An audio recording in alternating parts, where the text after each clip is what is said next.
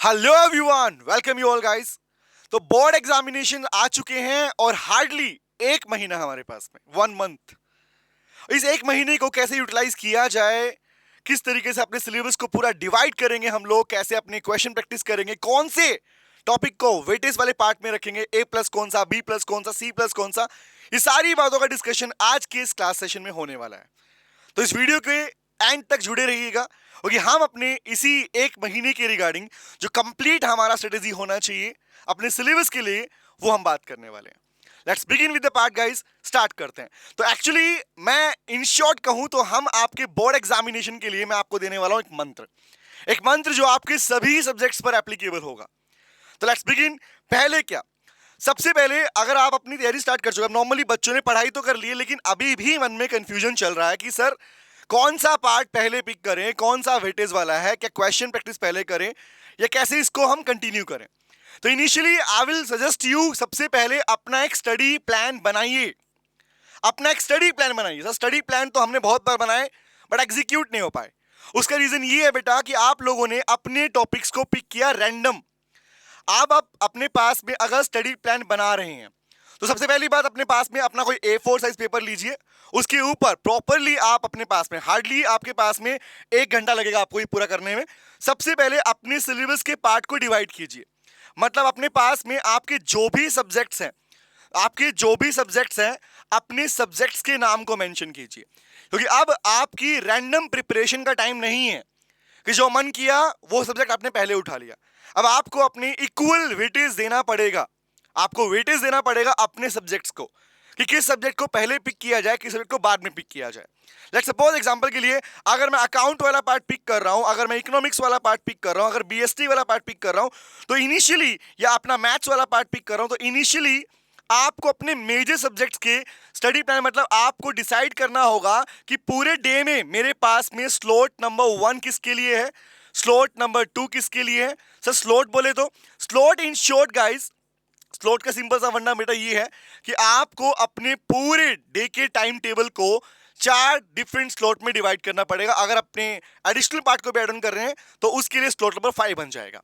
लेकिन स्लॉट का मतलब है एक स्पेसिफिक टाइम पीरियड आपको अपने उस पार्ट को देना पड़ेगा, अपने डेट वाइज, मतलब कंप्लीट आपका जो कंप्लीट डेट्स हैं, आज अपनी स्टार्ट कर रहे हैं, अगर आपने आज ये वीडियो देखा आज से स्टार्ट कर रहे हैं, कल देखा कल से स्टार्ट कर रहे हैं, जब भी आप इस सेशन को देख रहे हैं, इनिशियली सबसे पहले अपने सभी सब्जेक्ट को लेके डेट वाइज आप अपना स्लॉट बनाइए गाइस, कि पूरे एक महीने के अंदर मैं अपने किस सब्जेक्ट को किस स्लॉट में पिक करने वाला हूं और वो स्लॉट मिस नहीं होना चाहिए। अगर मान लीजिए मेरा स्लॉट अकाउंट्स का है तो मैं अकाउंट ही लेके बैठूंगा उस टाइम पे, इवन चाहे मेरा टॉपिक कवर हुआ या मैंने क्वेश्चन प्रैक्टिस किए या नहीं किए, लेकिन उस टाइम पे आपका वो सब्जेक्ट पिक हो जाना चाहिए। तो अगर आपने अभी तक अपना टाइम स्टडी का स्लॉट बिल्टअप नहीं किया है तो गाइज मैं आपको रिकमेंड करूंगा अपना स्लॉट डिसाइड कीजिए। लेट्स सपोज एग्जांपल के लिए, अगर कोई सब्जेक्ट प्रैक्टिकल है तो प्रैक्टिकल को आप अपने पार्ट में वेटेज ज्यादा दीजिएगा, आर्ट्स ज्यादा दीजिएगा, और अगर कोई पार्ट थियोरेटिकल है तो उसे आप अपने पास में टाइम की बात कर रहा हूं, उसे टाइम कम दीजिएगा।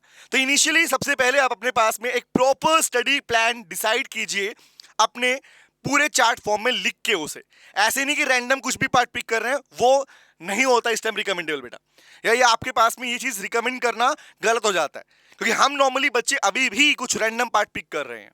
तो सबसे पहले अपना एक प्रॉपर स्टडी प्लान बनाइए अपने एक महीने के हिसाब से, 30 डेज के हिसाब से अकॉर्डिंगली आप अपने पास में सभी का स्लॉट फिक्स कीजिए जिसमें आपका कंप्लीट सिलेबस कवर हो रहा हो। नंबर 1, जैसे आप इसके ऊपर करेंगे इसके बाद में आप आएंगे अपने पास में। अब देखो स्टडी प्लान तो बना लिया, स्टडी प्लान तो बन चुका है, अब बात आती है आप अपने सिलेबस को कितना जानते हैं।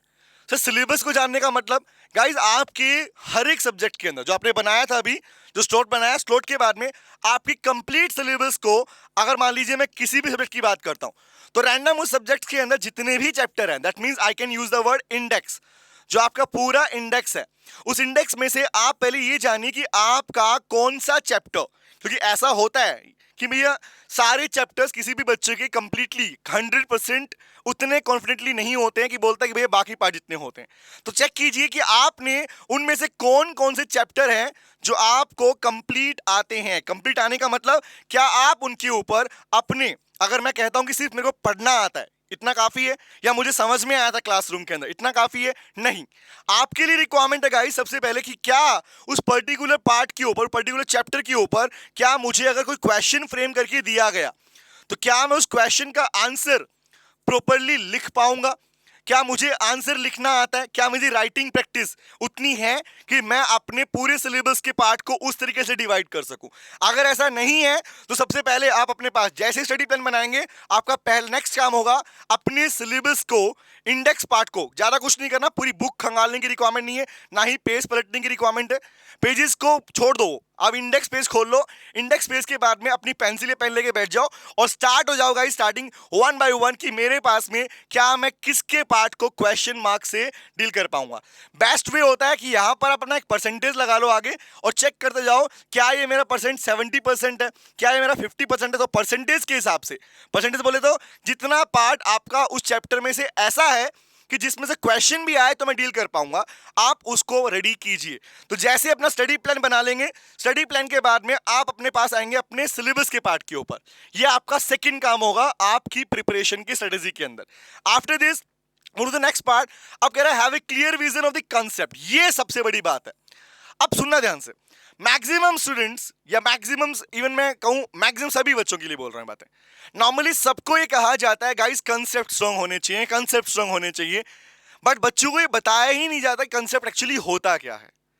कंसेप्ट्स क्या होते हैं गाइस? कंसेप्ट्स का मतलब सुन लो क्या होता है। कंसेप्ट्स का मतलब होता है while you are having the reason, आप जो पार्ट पढ़ रहे होते हो उसके पीछे का रीजन आपको पता होता है। अगर मैं अकाउंट्स पढ़ रहा हूं तो मुझे उसमें रीजन पता होना चाहिए, डेबिट क्यों हो रहा है, क्रेडिट क्यों हो रहा है। अगर मैं इकोनॉमिक्स का पार्ट पढ़ रहा हूं तो मुझे उसमें रीजन होना चाहिए कि जो चीज मैं पढ़ रहा हूं, चाहे मैं कर्व ड्रॉ कर रहा हूं, न्यूमेरिकल पोर्शन कर रहा हूं, तो उसके पीछे रीजन क्या है। अगर मैं बीएसटी पढ़ रहा हूं तो बीएसटी के पार्ट के अंदर मुझे पता होना चाहिए कि अगर मान लीजिए कोई पर्टिकुलर क्वेश्चन पढ़ा तो उसके पीछे रीजन क्या है, किसकी थ्योरी है, कौन से मैनेजमेंट थिंकर्स ने उसके बारे में बोला है, कौन से फीचर्स हैं, फीचर्स में डिफरेंस क्या है, आपके पास में आपकी इंपॉर्टेंस क्या है, लिमिटेशन क्या है। तो अगर मैं क्वेश्चन को पढ़ते ही डील कर पा रहा हूं, समझ पा रहा हूं कि उसका आंसर स्पेसिफिकली किसके ऊपर है, that is called my concept. अगर कंसेप्ट स्ट्रांग होंगे, अब चेक करो, इनिशियली जैसे आपने स्टडी प्लान बनाया, उसके बाद सिलेबस को कवर किया, अब आते हैं अपने कंसेप्ट्स के ऊपर। तो आपने पहली बात तो आपको एक 50% आइडिया यहीं पे मिल जाएगा सिलेबस के साथ में कि मेरे कंसेप्ट किसके स्ट्रांग है, क्योंकि आपने जहां पर 50% लिखा दैट सिंपली मींस 50% पार्ट पे जहां क्वेश्चन आंसर कर पा रहे हो, दैट मींस उसके इतने परसेंट कंसेप्ट आपके रेडी हैं। तो बेटा कंसेप्ट के ऊपर मेन फोकस देना बहुत जरूरी है इस टाइम के ऊपर। कंसेप्ट्स ही हैं जो क्वेश्चन के घूमने के बावजूद भी, क्वेश्चन अगर घुमा के भी पूछा गया एग्जामिनर की साइड से, तब भी आप उसका आंसर प्रॉपरली वैसे ही लिख पाएंगे, वैसे ही उसको एग्जीक्यूट कर पाएंगे, समझ पाएंगे क्वेश्चन की लाइन को इजीली। अगर कंसेप्ट स्ट्रांग वीक हुए तो आपको वहां प्रॉब्लम आती है, ठीक है, ओके। अब आते हैं नेक्स्ट के ऊपर। जैसे हमने पार्ट किया तो अब बोला भैया वेटेज वाली बात। तो वेटेज का मतलब सिंपल सी बात, मैं यहां पर ये नहीं बोलूंगा कि भैया कौन से कितने मार्क्स का है, मैं इस पार्ट को ऐसे डिवाइड करूंगा दैट डिवाइड योर टॉपिक, जैसे चैप्टर डिवाइड किया, सिलेबस डिवाइड किया, now divide your part into A plus B plus C plus part. A plus B plus C plus part क्या है गाइस?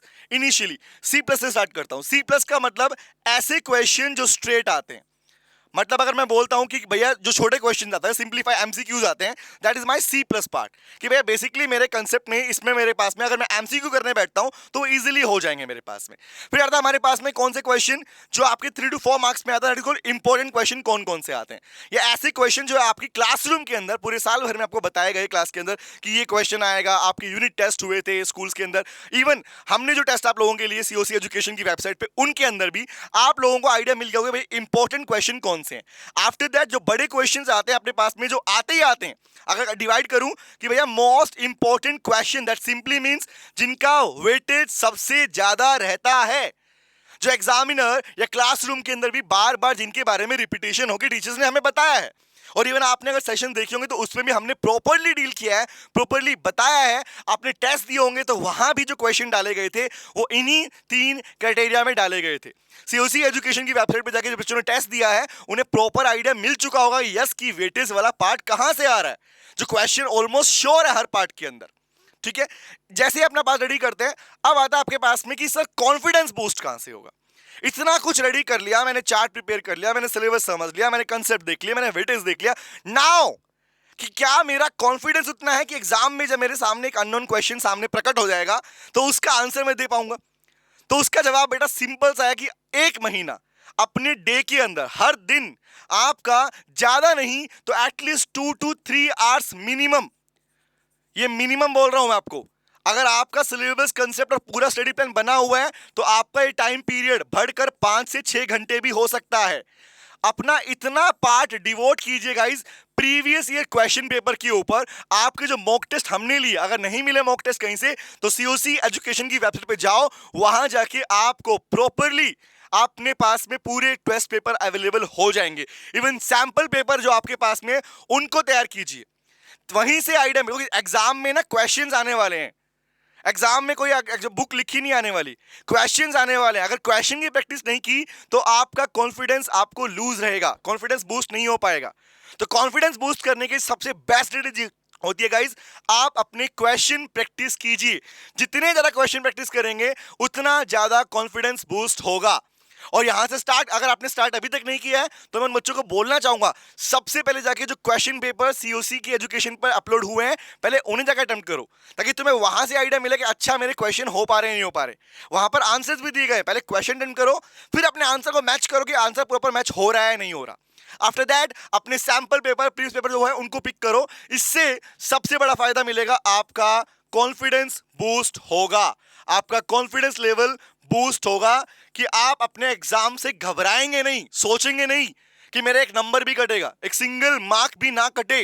वो कॉन्फिडेंस लाना बहुत जरूरी है इस टाइम पर, और यही 1 महीना है जिसमें अपने कॉन्फिडेंस को बूस्ट कर सकते हैं।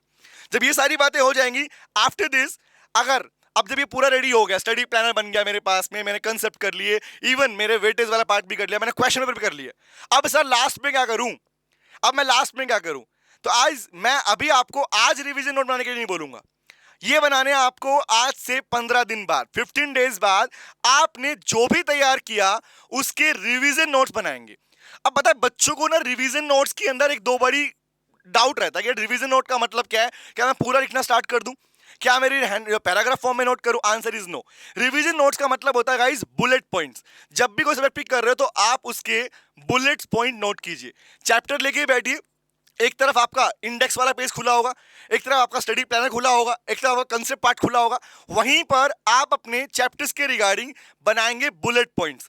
बुलेट पॉइंट सिंपली एक सिंगल लाइन में खत्म हो जाना चाहिए। अगर कोई कंसेप्ट आप रिकॉल कर रहे हैं, रिवाइज कर रहे हैं, तो सिंगली उसको आप एक सिंगल पॉइंट में, अगर थ्योरी पार्ट पढ़ रहे हैं तो सिंगल पार्ट में रिवाइज कर सकते हैं। दूसरा, when it comes to practical portion, तो वहां पर आप अपने पास में अपने माइंड के अकॉर्डिंग काम करेंगे। दैट मीन सिंपल सी बात, अगर क्वेश्चन कर रहे हो तो वहां पर जरूरी नहीं है मेरे पास में कि मैं पूरा फॉर्मेट स्केल से लेके बैठूं। अगर मैं अकाउंट्स प्रिपेयर कर रहा हूं तो रिक्वायरमेंट नहीं है कि आप प्रीविजन के टाइम में पूरा स्केल बना के लेके बैठ रहे हो, वो बहुत टाइम कंज्यूमिंग हो जाता है आपके लिए। तो अपने फ्री हैंड से हैबिट बनाओ कि फ्री हैंड से मैं अपने पार्ट को डील कर सकूं, चाहे मैथ्स वाला पोर्शन कर रहा हूं या मैं अपना अकाउंट वाला पोर्शन कर रहा हूं। थ्योरेटिकल पार्ट में ये बहुत ईजी हो जाता है नोट्स बनाना, क्योंकि यहां पर आपको सिर्फ अपने सिंगल लाइनर्स के अंदर ही, पॉइंटर्स के अंदर ही आप अपने पार्ट को कवर कर सकते हैं। तो ये सब हो जाता है बेटा। इसके बाद कुछ नहीं बचता। अगर इसके बाद बचता है वो है कॉन्फिडेंस, क्योंकि एग्जाम में ना सबसे ज्यादा, अगर मैं अपने एक्सपीरियंस से बात करूं ना, तो मैंने हमेशा अच्छा स्कोर किया। उस स्कोरिंग का रीजन सिर्फ ये नहीं रहा कि मैं बोलूं कि मैं बहुत पढ़ता था या मैंने बहुत ज्यादा बुक्स के अंदर लगा, मैं बुक से ज्यादा पैटर्न पे फोकस करता था, बुक से ज्यादा अपने कंसेप्ट को फोकस करता था, अपने कंसेप्ट के रीजन पे फोकस करता था, अपने नोट्स बनाता था। ये पूरा स्ट्रेटेजी जो मैंने आपको डिस्कस किया, ये मेरा स्ट्रेटेजी था। ओके, एक्चुअली ना इसके बाद में आपको कभी क्वेश्चन, अपने एग्जाम्स के पॉइंट को लेकर डर नहीं रहता। एग्जाम में सबसे जरूरी होता है कॉन्फिडेंस, और वो कॉन्फिडेंस आता है आपको इसी पूरी चेन से। अगर कॉन्फिडेंट हो तो कोई भी क्वेश्चन चाहे कितना भी चेंज हो जाए, आपको अपना पैटर्न आता है, आपको अपना आंसर आता है। बस आपको कॉन्फिडेंस हेल्प करता है कि भैया इस पार्ट को मैं कहां से स्टार्ट कर सकता हूं, किसी भी आंसर को फ्रेम कर सकता हूं। ये कॉन्फिडेंस आना, खुद से बोल के देखना कि यस मैंने पूरा पढ़ा है, मैंने पूरी पढ़ाई की है, मेरे क्वेश्चन प्रैक्टिस हुए हैं, मैंने पूरा प्लानर रेडी कर रखा है, तो मेरा एक भी मार्क्स नहीं कटने वाला। फिर भी अगर किसी तरह की आपको रिक्वायरमेंट लगती है, दिक्कत होती है, तो सीओसी एजुकेशन हमेशा आप लोगों के साथ में है। गाइस, सीओसी स्कूल वाले चैनल को सब्सक्राइब कीजिए। कोई भी दिक्कत आपको लगती है डायरेक्टली आप यहाँ पर कमेंट सेक्शन में डाल सकते हैं, और किसी इंफॉर्मेशन के लिए नीचे के नंबर पे आप डायरेक्टली कॉल कर सकते हैं। तो मिलते हैं नेक्स्ट वीडियो में। Thank you very much, you take care, bye bye guys, bye bye. Hello बच्चों, कैसे हैं आप?